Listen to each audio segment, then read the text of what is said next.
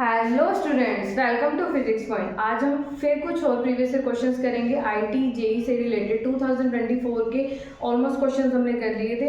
1 year 2 pending रह गया। वो करने के बाद हम 2023 के जो भी आपके प्रीवियस ईयर क्वेश्चंस आए हुए जेई मेंस में हम वो करेंगे।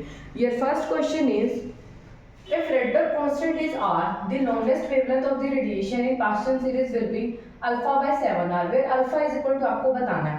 ये आपका जेई मेंस 2024 में शिफ्ट 1 में आया हुआ क्वेश्चन है। इसकी मैंने आपको एक ट्रिक बताई थी कि आपको जब भी लॉन्गेस्ट वेवलेंथ या आपको शॉर्टेस्ट वेवलेंथ पूछा हो तो आपको एक फॉर्मूला बताया था कि क्या लगाना होता है। लॉन्गेस्ट वेवलेंथ का फॉर्मूला बताया था कि लैम्डा मैक्सिमम, लॉन्गेस्ट मतलब lambda maximum n square n plus 1 का होल स्क्वायर डिवाइडेड बाय में 2n plus 1r।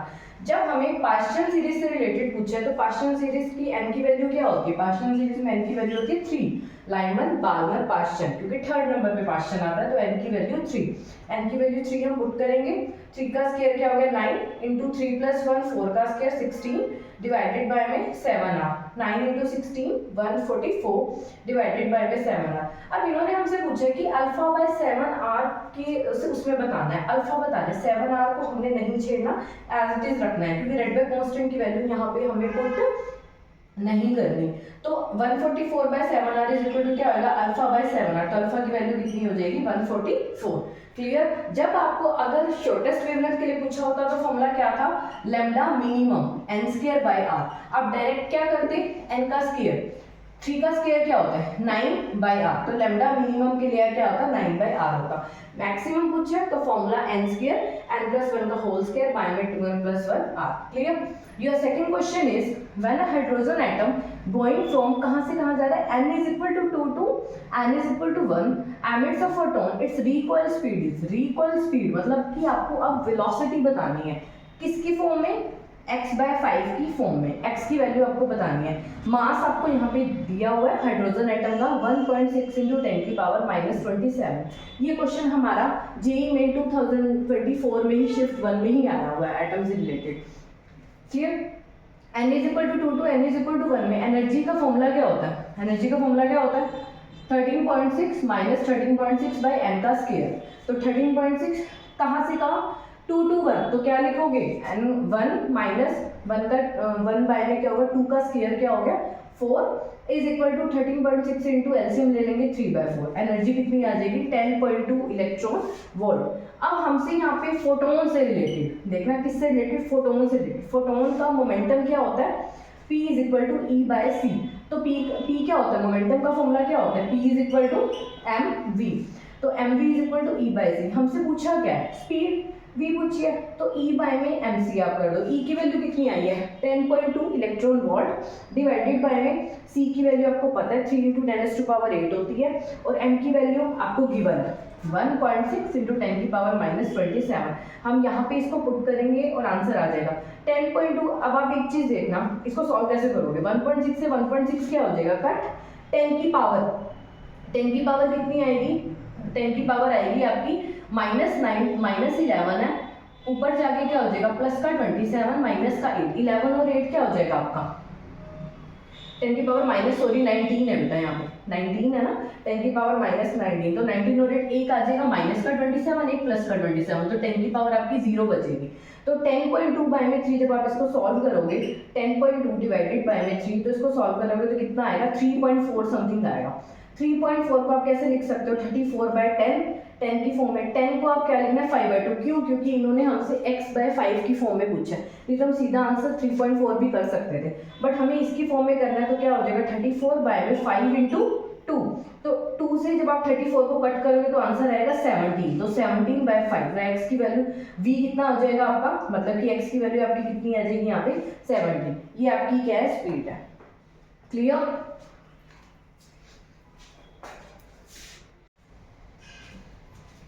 And your next question is, an atom absorbs a photon of wavelength 500 nanometer and emits another photon of wavelength 600 nanometer। आपको यहाँ पे दो wavelength दी हुई है, एक का एमिशन हो रहा है और एक का क्या हो रहा है? एब्जॉर्प्शन। एब्जॉर्ब कर रही है 500 नैनोमीटर एंड एमिट कर रही है 600 नैनोमीटर, वेवलेंथ है। The net energy absorbed by the atom in this process. अब आपको एनर्जी बतानी है। एनर्जी किसकी फॉर्म में? n इंटू 10 की पावर -4 इलेक्ट्रॉन वोल्ट आपको यहाँ पे n की वैल्यू बतानी है। ये भी आपका 2023 में आया क्वेश्चन है और आपका नेक्स्ट क्वेश्चन भी 2023 में आया। और आपको यहाँ पे पता है कि एनर्जी का फॉर्मूला क्या होता है। एनर्जी का फॉर्मूला तो और भी होता है 13.6 बाय m स्क्वायर, वो भी होता है, बट हमें वेवलेंथ से रिलेटेड देखना है। तो वेवलेंथ से रिलेटेड कौन सा फॉर्मूला आएगा, E इज इक्वल टू क्या होता है h म्यू। म्यू क्या होता है, फ्रीक्वेंसी का फॉर्मूला क्या होता है, c बाय लैम्डा। तो लैम्डा की फॉर्म में हमें लेना है ना, तो E इज इक्वल टू क्या हो जाएगा hc, ब्रैकेट में क्या लेंगे 1 बाय लैम्डा, एक बार एब्जॉर्प्शन के लिए लेंगे, एक बार क्या लेंगे एमिशन के लिए। तो h की वैल्यू क्या होती है कांस्टेंट 6.6 × 10 की पावर -34, c की वैल्यू क्या होती है 3 × 10⁸, एब्जॉर्प्शन के लिए वेवलेंथ कितनी होती है 500 नैनोमीटर। तो 1 बाय में 500 × 10 की पावर, नैनो के लिए क्या यूज करते हैं नैनोमीटर, नैनो के लिए 10 की पावर -9, तो 500 × 10 की पावर -9 माइनस 1 बाय में एमिशन के लिए 600 × 10 की पावर -9। जब आप इसको सॉल्व करोगे 1 बाय में 500 को, तो 2 × 10 की पावर 6 आएगा। जब 1 बाय में 600 को सॉल्व करोगे तो ये आएगा 3.33 इंटू, जब आप इसको पूरा सॉल्व करोगे तो आंसर आएगा 0.4125 इलेक्ट्रॉन वोल्ट। हमसे पूछा गया है एनर्जी n × 10 की पावर -4 में, तो n × 10 की पावर -4 इलेक्ट्रॉन वोल्ट को आप किसके इक्वल रखोगे, n × 10 की पावर -4 इलेक्ट्रॉन वोल्ट को आप किसके इक्वल रखोगे 0.4125 इलेक्ट्रॉन वोल्ट के। हमसे n की वैल्यू पूछी है, n की वैल्यू क्या हो जाएगी 0.4125 डिवाइडेड बाय में 10 की पावर -4, इलेक्ट्रॉन वोल्ट से इलेक्ट्रॉन वोल्ट आप कट कर दोगे, तो 0.41 इसकी वैल्यू क्या आ जाएगी 4125। आंसर क्या आएगा, n की वैल्यू कितनी आएगी 4125। क्लियर बेटा। योर नेक्स्ट क्वेश्चन इज, अब आपसे बोहर मॉडल से रिलेटेड पूछा है। तो बोहर मॉडल का जो रेडियस वाला फॉर्मूला था वो क्या था, मैंने आपको अपनी प्रीवियस वीडियो में भी बताया था कि बोहर रेडियस क्या होता है, r n is equal to क्या होता है n square a naught by में हम क्या लिखते हैं 2। तो रेडियस पूछी है second orbit of helium of Bohr model is R1 and that of fourth orbit of beryllium is represented as R2। हमें यहाँ पे दो रेडियस गिवन है, एक R1 एक R2। R1 रेडियस है हीलियम के लिए, R2 रेडियस है बेरिलियम के लिए। अब आपको ये ध्यान रखना है, ऑर्बिट भी देखना है, सेकंड ऑर्बिट है, सेकंड ऑर्बिट के लिए n की वैल्यू 2, फोर्थ ऑर्बिट के लिए n की वैल्यू 4 रिप्रेजेंटेड। अब हमें रेशियो बतानी है R2 बाय R1 की रेशियो में बताना है कि जो वैल्यू क्या आएगी। तो बोहर रेडियस का फॉर्मूला क्या होता है, Rn is equal to n square a naught by 2। For helium के लिए z की वैल्यू क्या होती है 2 होती है, और n की वैल्यू भी आपको सेकंड ऑर्बिट के लिए पूछी है, n की वैल्यू भी 2। जब आप यहाँ पे पुट करोगे 2 का स्क्वायर ए नॉट बाय में 2, तो 4 ए नॉट बाय 2, तो आंसर क्या आ जाएगा 2 ए नॉट। नेक्स्ट एलिमेंट कौन सा है, बेरिलियम। बेरिलियम के लिए z की वैल्यू क्या हो जाएगी 4 और n की वैल्यू भी 4, क्योंकि फोर्थ ऑर्बिट के लिए पूछा है। जिस भी ऑर्बिट के लिए आपसे पूछा है वो आपने मेंशन करना है। अगर फर्स्ट ऑर्बिट गिवन है तो n की वैल्यू 1, सेकंड ऑर्बिट गिवन है तो n की वैल्यू 2, थर्ड गिवन है तो n की वैल्यू 3। आपको पता है कि इस तरीके से हम ऑर्बिट लेते हैं, n की वैल्यू 4। तो R2 की वैल्यू क्या होगी, जब हम इसको पुट करेंगे तो 4 का स्क्वायर ए नॉट बाय 4, तो 4 का स्क्वायर क्या हो जाएगा 4 4 16, 16 बाय 4, तो आंसर क्या आ गया 4 ए नॉट। रेशियो निकालेंगे R2 बाय R1 की, R2 कितना आया था 4 ए नॉट, R1 कितना आया था 2 ए नॉट। ए नॉट से ए नॉट कट हो जाएगा, आंसर क्या आ गया 2। क्लियर बेटा। रेडियस हमें जो बतानी थी R2 बाय R1 की, उसका आंसर क्या आएगा 2। Metallic surface is illuminated with radiation of wavelength lambda. The stopping potential is V0। अब आपको stopping potential given है V0 if the same surface is illuminated with radiation of wavelength 2 lambda। First वाले के लिए lambda है, second वाले के लिए जो वेरिएशन है वो 2 लैम्डा आपको गिवन है। द स्टॉपिंग पोटेंशियल, फर्स्ट वाले के लिए जो स्टॉपिंग पोटेंशियल है V0 गिवन है, सेकंड वाले के लिए स्टॉपिंग पोटेंशियल कितना है V0 बाय में 4 है। थ्रेशोल्ड वेवलेंथ आपको बतानी है। थ्रेशोल्ड वेवलेंथ के लिए हम इसमें क्या अप्लाई करेंगे, फोटो इलेक्ट्रिक इक्वेशन अप्लाई करेंगे ना। फोटो इलेक्ट्रिक जो इक्वेशन है उसका फॉर्मूला क्या होता है आपका स्टॉपिंग पोटेंशियल से रिलेटेड EVS। VS क्या है, ये stopping, S stopping, V potential. EVS is equal to क्या होता है h mu minus h mu naught. तो VS यहाँ से क्या आ जाएगा, E जो मल्टीप्लाई में वो डिवाइड में चला जाएगा। म्यू क्या होता है, हमने प्रीवियस क्वेश्चन में किया है, mu is equal to C by lambda.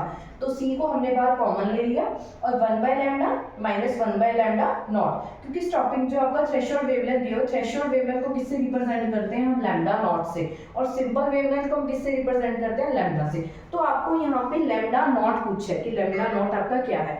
हम जब फर्स्ट के लिए लेंगे, फर्स्ट लैम्डा के लिए जब हम लेंगे तो V0 जो है आपका जो फर्स्ट आएगा स्टॉपिंग पोटेंशियल से रिलेटेड, तो क्या आएगा hc बाय में ही 1 by lambda minus 1 by lambda not. क्यों? क्योंकि यहाँ पे आपका स्टॉपिंग पोटेंशियल v नॉट है जब आपका लैम्डा वेवलेंथ लैम्डा गिवन है। जब आपको फॉर 2 लैम्डा गिवन है, जब आपकी radiation of wavelength for 2 lambda given है, तो स्टॉपिंग पोटेंशियल कितना गिवन है? v नॉट बाय में 4 is equal to hc by e, बस लैम्डा की जगह पे 2 लैम्डा आ जाएगा। दोनों इक्वेशंस को हम डिवाइड करेंगे, 1 divide by 2, divide both equation 1 by 2। अब यहाँ से v नॉट तो कॉमन है, तो मैंने डायरेक्ट 1 बाय 4 इसका लिख दिया। v नॉट से v नॉट आप क्या कर दोगे? कैंसिल कर दोगे। Is equal to hc by e भी कॉमन है, इसको भी आप कट कर दोगे। 1 by lambda minus 1 by lambda naught divide by 1 by 2 lambda minus 1 by lambda naught. जब आप इन दोनों को क्रॉस मल्टीप्लाई करके रिलेट करोगे तो देखो 1 by lambda minus 1 by lambda not जो है, जब आप इसको यहाँ लिख के जाओगे तो 2 bye lambda minus 4 bye lambda not. अब लैम्डा नॉट वाली टर्म आप यहाँ ले लो जो थ्रेशोल्ड वेवलेंथ वाली है, और जो वेवलेंथ वाली टर्म्स है वो वहाँ ले लोगे। तो इधर से क्या आ जाएगा? जो नेगेटिव है एज इट इज, जो माइनस का 4 बाय लैम्डा नॉट है वो प्लस का हो जाएगा। 2 बाय लैम्डा भी एज इट इज, जो प्लस का 1 बाय लैम्डा वहाँ पे जाके माइनस 1 बाय लैम्डा, तो 3 by lambda naught is equal to 1 by lambda हो गया। तो यहाँ से जो लैम्डा नॉट की वैल्यू है क्रॉस मल्टीप्लाई, लैम्डा नॉट की वैल्यू अब कितनी आई है? 3 लैम्डा। तो इसका आंसर क्या होगा? First lambda not threshold wavelength ही हमसे पूछी थी, तो इसका आंसर क्या होगा? 3 लैम्डा। जब भी आपको स्टॉपिंग पोटेंशियल से रिलेटेड क्वेश्चन आता है तो आपको फोटोइलेक्ट्रिक इक्वेशन भी अप्लाई करनी होती है। क्लियर बेटा? And your next question is the speed of an electron in Bohr's 7th orbit for hydrogen atom is 3.6 into 10 to power 6 meter per second. The corresponding speed of the electron in third orbit के लिए आपको बताना है। इसका आपको relation पता होना चाहिए कि जो स्पीड का रिलेशन होता है Vn इज क्या होता है? 1 by n, रेसिप्रोकल में होता है, is inversely proportional to n। तो V7 आपको गिवन है कितना है? 3.6 into 10 की पावर 6।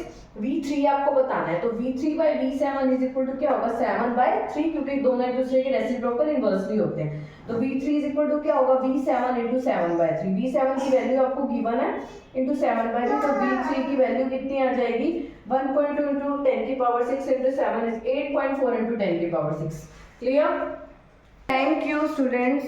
आपको अगर मेरी सीरीज अच्छी लग रही है तो मैं ऐसे ही कंटिन्यू करूंगी। IIT JEE के मैंने प्रीवियस से क्वेश्चन आपको करवाए 2024, 23 और अब मैं आगे 22 सभी के करवाऊंगी आपको इसी के डिस्क्रिप्शन में पूरी की पूरी प्लेलिस्ट मिल जाएगी। Thank you all and please subscribe my channel.